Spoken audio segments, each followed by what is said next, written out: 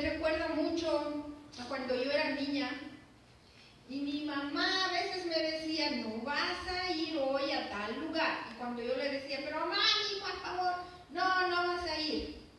Pero yo tenía amigas que me enseñaban a mentir. No, dile que estás viniendo a mi casa y vamos a ir a tal lugar. Y mi mamá me decía, ni se te ocurra estar yendo a patinar, digamos, ¿no? Porque te vas a caer y vas a ver cómo te vas a lastimar. Y ni se te ocurra mentirme.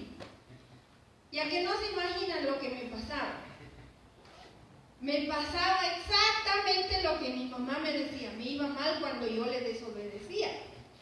Entonces yo llegué a un punto en el que ya no quise más desobedecer a mi mamá porque las cosas que me habían pasado, ya sea que me había caído, había perdido el dinero, había perdido alguna cosa, o alguien me había dicho algo que me hirió.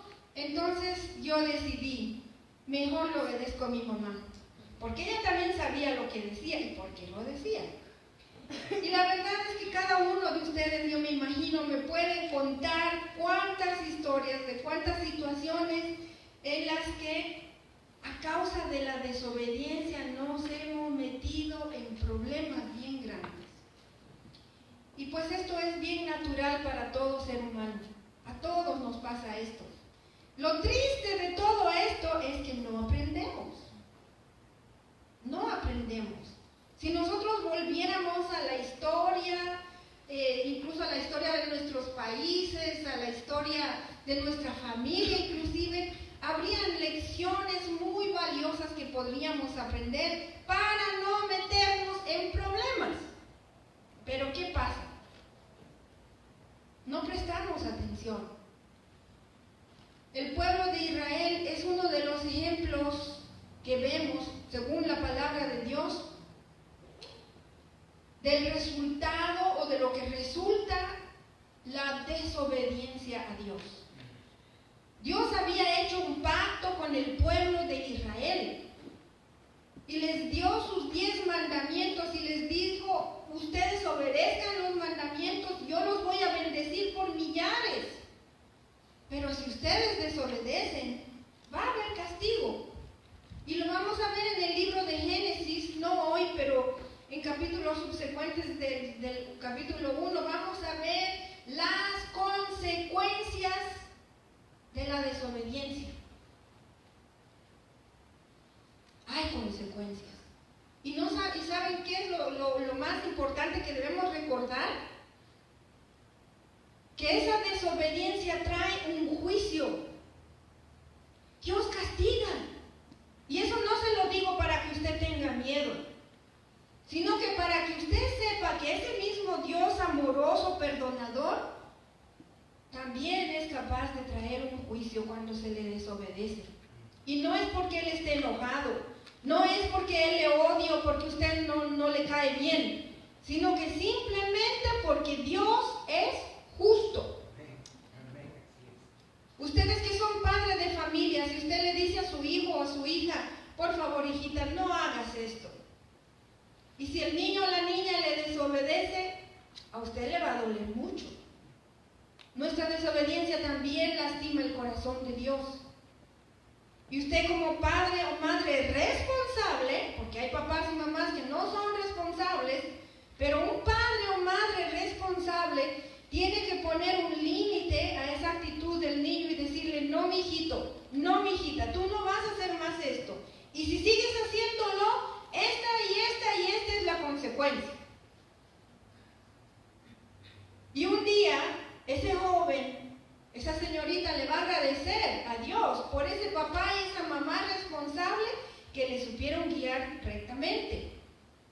El pueblo de Dios tuvo un pacto con Dios, un acuerdo. Hicieron sus términos en los que Dios les decía, yo les voy a bendecir si ustedes me obedecen. Y no les puso algo difícil.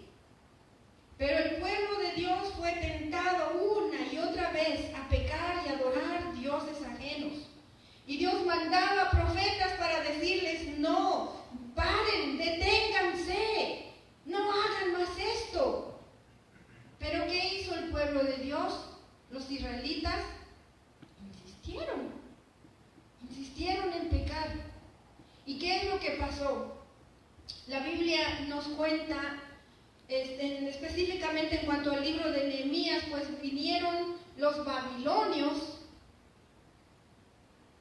y arrasaron con la ciudad de Jerusalén. Se llevaron todos los tesoros que tenían en el templo. Se llevaron a sus reyes, a sus princesas y a sus príncipes. Algunos los mataron. Masacraron a millones de personas.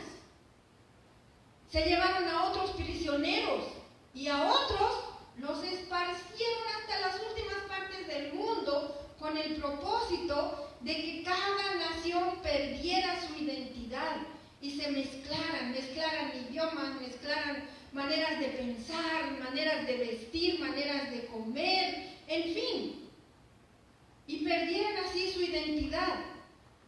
¿Para qué? Para que se olvidaran del Dios verdadero. Y aquí entonces encontramos a Nehemías. Habían pasado más de 70 años desde que los babilonios vinieron y hicieron semejante destrucción y matanza. Y había empezado un primer retorno a Jerusalén y habían empezado a hacer un poco de trabajo. Pero aquí encuentra Nehemías y Nehemías vemos que ha debido ser una persona de la nobleza de Israel, porque lo que hicieron los babilonios a todas las personas que eran de sangre real, como se dice, ¿verdad? Hicieron que le sirvieran a los reyes babilonios. Entonces, por eso asumimos que Nehemías era un hombre de la realeza de los israelitas.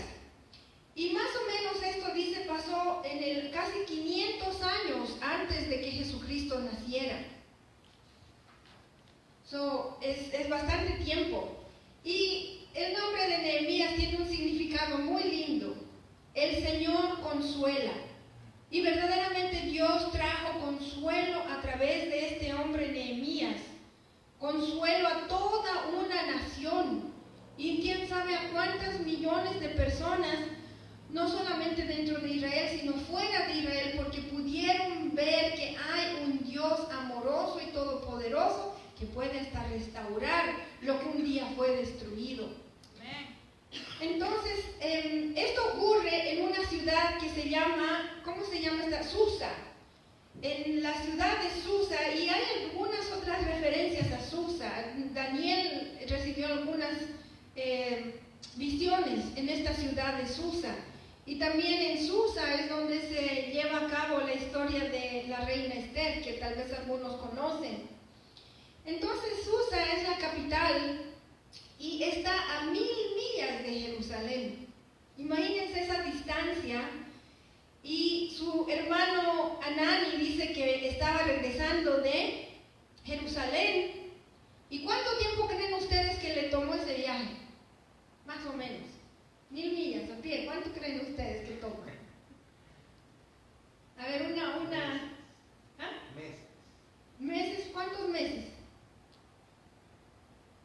Bueno, nadie se atreve. Okay. 4 meses. 7. Más o menos calculando, podría haberle tomado 4 meses. Esdras hizo este viaje en más o menos 4 meses, según el libro de Esdras.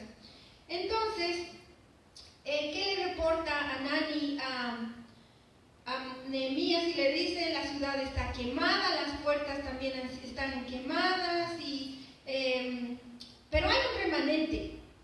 Hay un remanente. Hermanos, ustedes son un remanente precioso delante del Señor.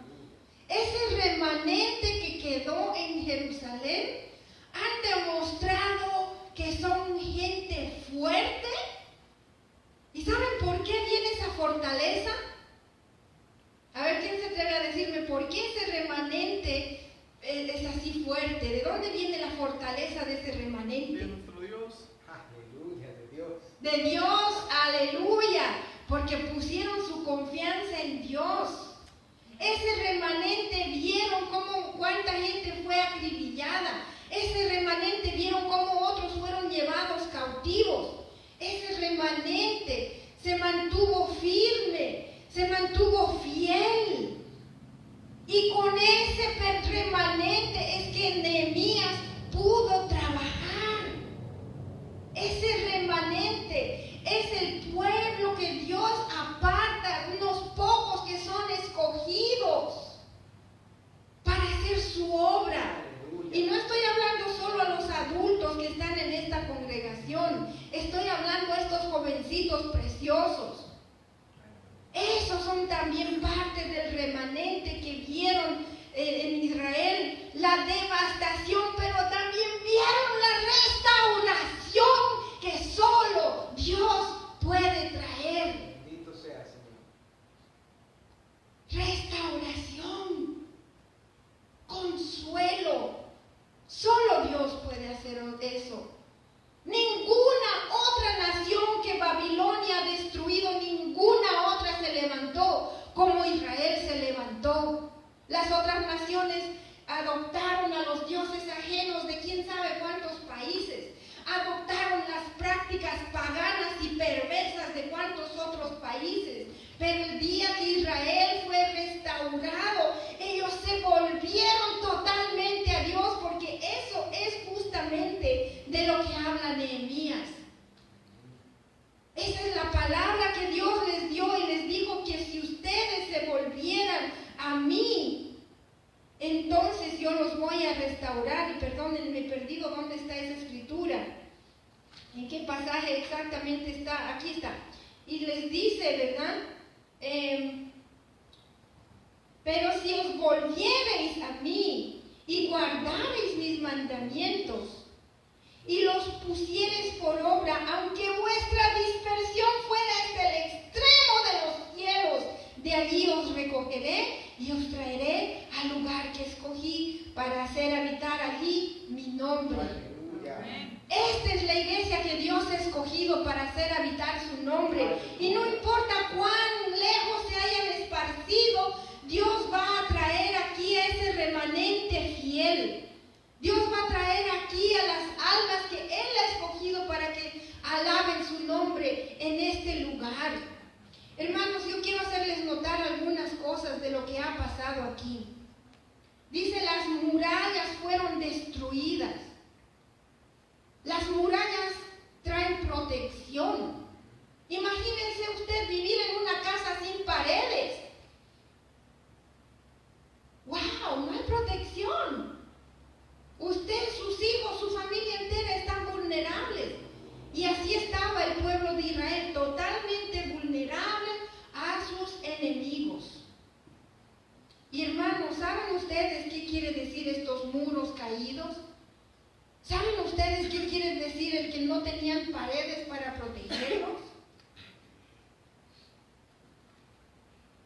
Es que no había confianza en Dios. Habían perdido su confianza en Dios. Y eso no se refiere tanto al pueblo, sino al liderazgo. Al liderazgo de Israel. Ellos son los reyes y los sacerdotes. Ellos son los que fueron muertos, los que fueron llevados cautivos. ¿Por qué? La Biblia es bien clara, usted la lee y usted va a entender que esas personas le dieron la espalda a Dios, dejaron de confiar en Dios. Y no solo que ellos sufrieron las consecuencias, sino que también el pueblo sufrió las consecuencias. Hermanos, yo quiero decirles, especialmente a los varones, ustedes son a los que les corresponde proteger o proveer de la protección a su familia. ¿Y cómo puede usted proteger a su familia? Ponga toda su confianza en Dios. No hay otra manera de levantar esos muros. Solo Dios es el que puede hacer un vallado alrededor de su familia, un cerco, un muro alrededor de su familia. Solo Dios puede proteger a sus seres amados. Cuando usted pone su confianza en Dios y vive en obediencia a la palabra del Señor. Amén. Solo Dios. Y dice también que las puertas fueron quemadas por el fuego. ¿Qué quiere decir esto? Porque todo tiene una simbología. adivinarlo, no tengo que salir de la Biblia para entender lo que quieren decir estas cosas. Pero también las puertas que fueron quemadas por el fuego. Quiere decir que en ese lugar se dejó de alabar a Dios. Por más iglesia que pueda hacer, si se deja de alabar a Dios, y se puede cantar muy lindo a Dios, uno puede tener una voz muy linda para cantar a Dios, uno puede tocar estos instrumentos y pretender que está alabando a Dios, con un corazón podrido, haciendo maldades.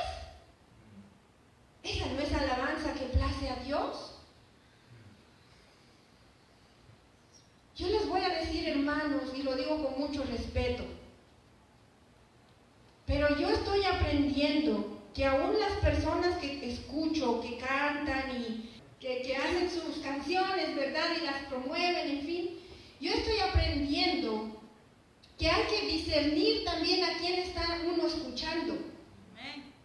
Porque hay veces que están haciendo su música, pero los hijos están abandonados. Están haciendo su música, dice que bien hermosa música para Dios, pero la familia maltratada, los hijos maltratados. O sea, ¿qué clase de alabanza a Dios es esa?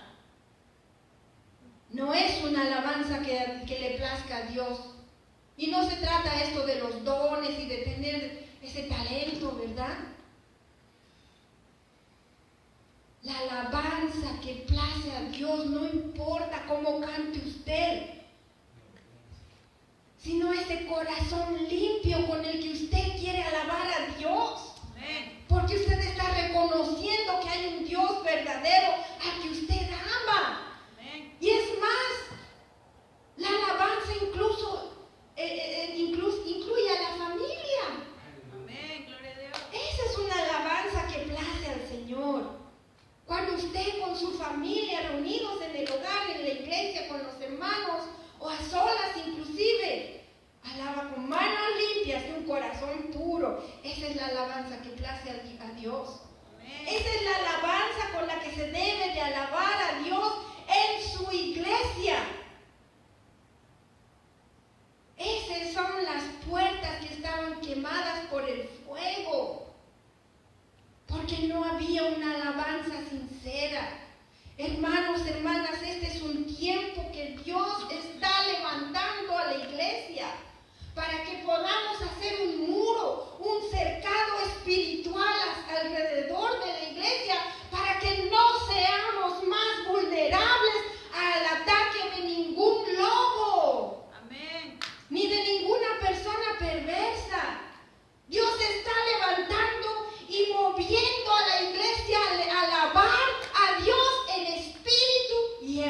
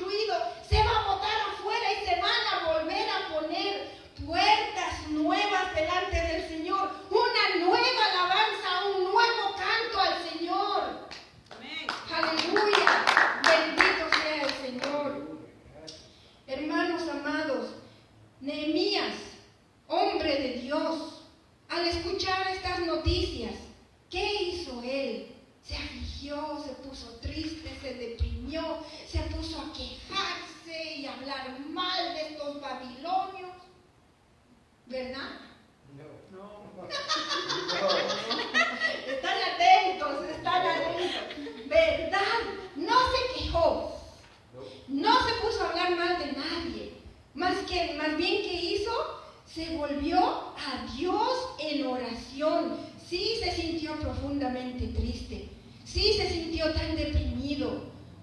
Dice que ayunó y se acercó a Dios y le habló y le dijo: Señor, hasta lloró, dice.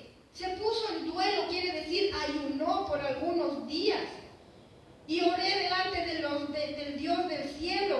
Y en esta oración yo quiero que noten esto. Nehemías ha debido ser un hombre relativamente joven. Nehemías no fue parte de ese pueblo de Dios que se alejó de Dios.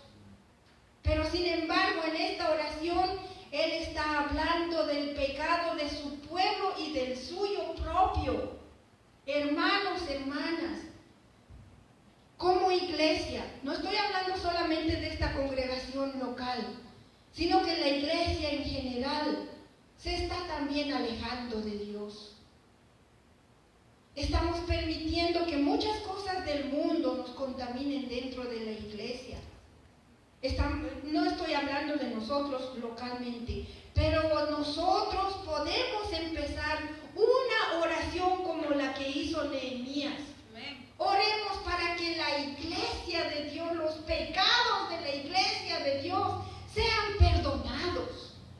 Empecemos a arrepentirnos nosotros primero, como iglesia local, de los pecados que se hayan cometido en este lugar, en esta iglesia y en la iglesia de Cristo en general. Yo quiero pedirles que hagamos otra marcha, incluso si pudiéramos marchar por afuera inclusive. Vamos a hacer una oración pidiendo perdón por los pecados de la iglesia de Jesucristo, no solo de esta iglesia local. También pedir perdón por nuestros pecados personales. Pero ¿saben, hermanos, qué es lo hermoso de pedir perdón a Dios? Que Él está siempre dispuesto a perdonarnos. Hay veces que yo le he ido a pedir perdón a una persona, no me han querido perdonar.